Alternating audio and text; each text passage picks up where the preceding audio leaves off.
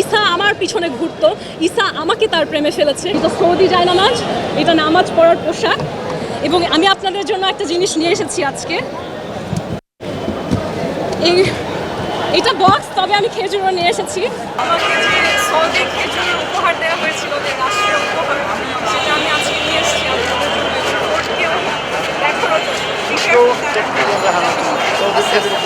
আমি আদালতকে বলেছি, আমি প্রমাণ দেব যে ঈসা আমার পিছনে ঘুরতো, ঈসা আমাকে তার প্রেমে ফেলেছে, কিন্তু আদালত আমার সেই প্রমাণ বলেছে আজকে তারা দেখতে প্রস্তুত না। এই আসামিগণ একটি সংঘবদ্ধ প্রতারক চক্রের সদস্য।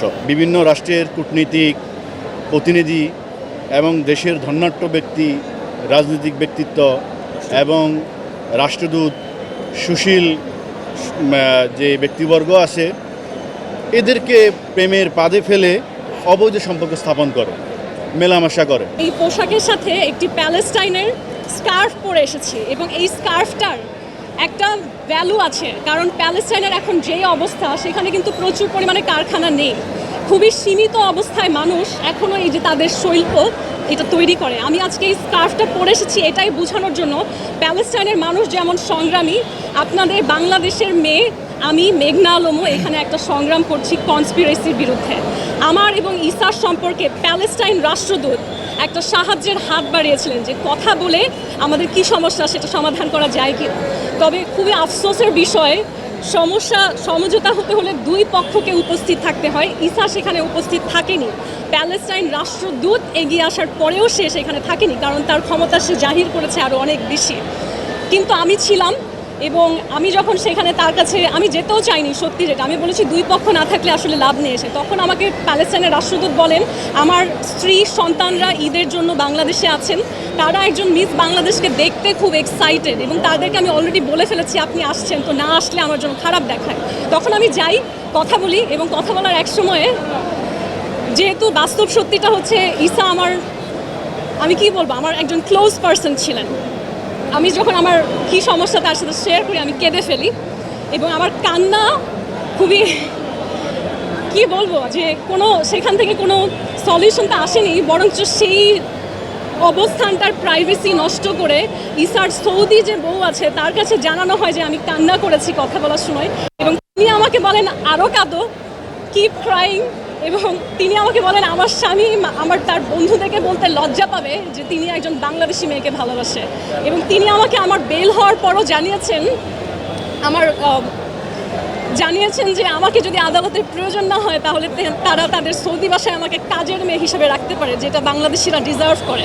তো আমার মনে হয় যে যেহেতু আমি কারো ঘর ভাঙার চিন্তা নিয়ে আসি নাই, বরঞ্চ আমাকে গাধা বেড়ানো হয়েছিল। আমাকে আসলে এগুলো বলার কোনো, রাষ্ট্র আইন প্রমাণের ওপরে চলে।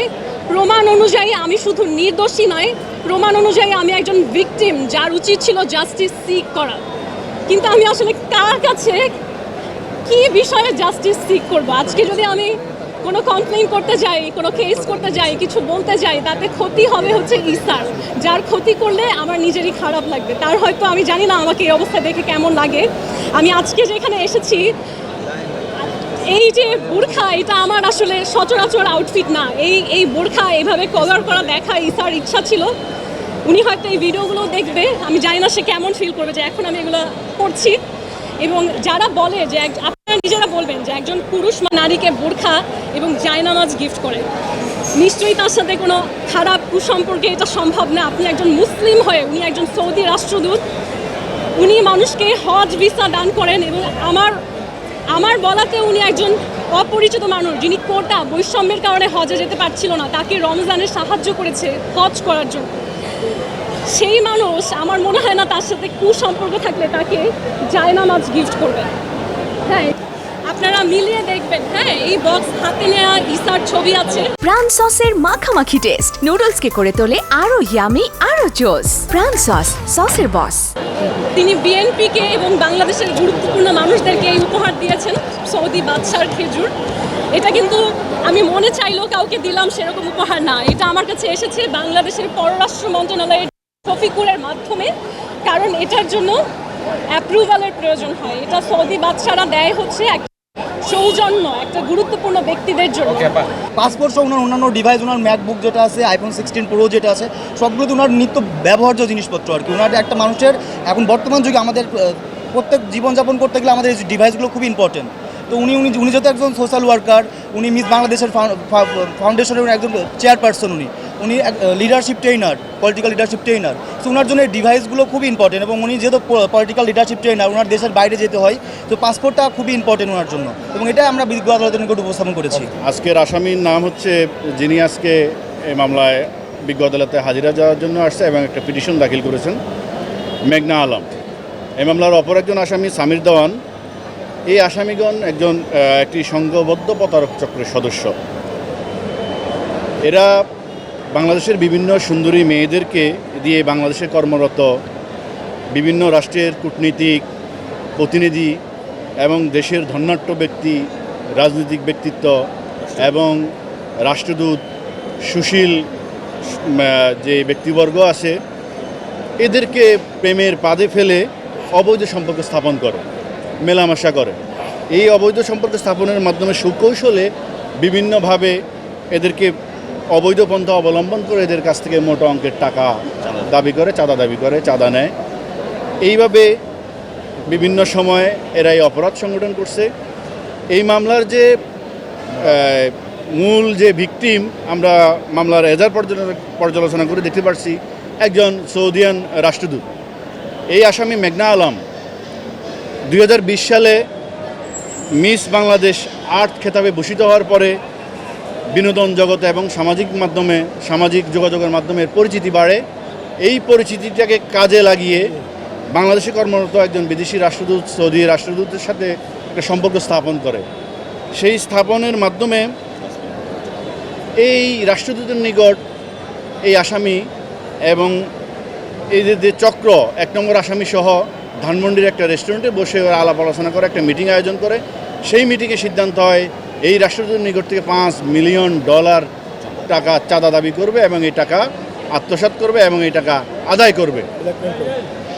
তাৎক্ষণিক আমাদের দেশের আইনশৃঙ্খলা বাহিনী এই বিষয়ে অবগত হয়ে আসামিকে গ্রেপ্তার করে।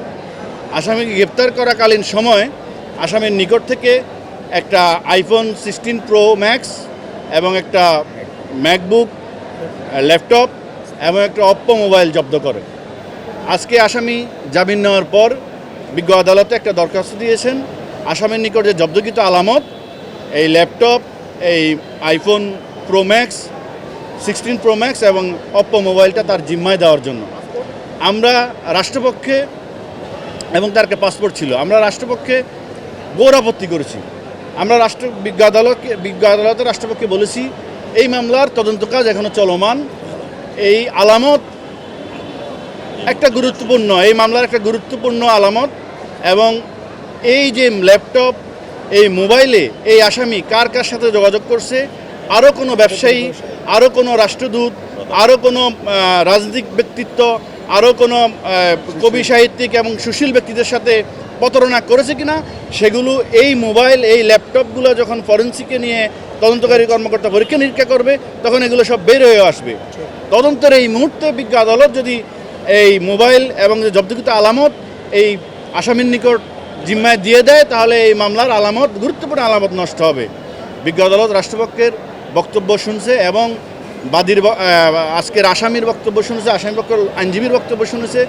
শুনে বিজ্ঞ আদালত একটা অর্ডার দিয়েছেন। সেই অর্ডারটা হলো আগামী 31/8/2025 অর্থাৎ আগামী ধার্য তারিখে তদন্তকারী কর্মকর্তাকে নির্দেশ দিয়েছেন এই যে আলামত, এই আলামতের মালিকানা যাচাই এবং এই আলামতগুলো ফরেন্সিকে পরীক্ষা নিরীক্ষা করে এই মামলার সংক্রান্ত যেসব তথ্য আলামত পাওয়া যায় সেগুলো সংগ্রহ করার জন্য এবং ফরেন্সিক রিপোর্ট বিজ্ঞ আদালতে দাখিল করার জন্য, পেশ করার জন্য আজকে বিজ্ঞ আদালত এই অর্ডার দিয়েছেন। তাছাড়া আপনারা দেখেছেন এই আসামি খুবই ঔদ্ধত্যপূর্ণ আচরণ বিজ্ঞ আদালতে আজকে যখন আমরা রাষ্ট্রপক্ষে বক্তব্য দিয়েছি, ঘোর বিরোধিতা করেছি, এই আসামি খুবই ঔদ্ধত্যপূর্ণ আচরণ করেছে বিজ্ঞ আদালতে রাষ্ট্রপক্ষের সাথে এবং অন্যান্য এজলাসে অন্যান্য আইনজীবীর সাথে খুবই মিসবিহেভ করেছে। এটা অত্যন্ত দুঃখজনক।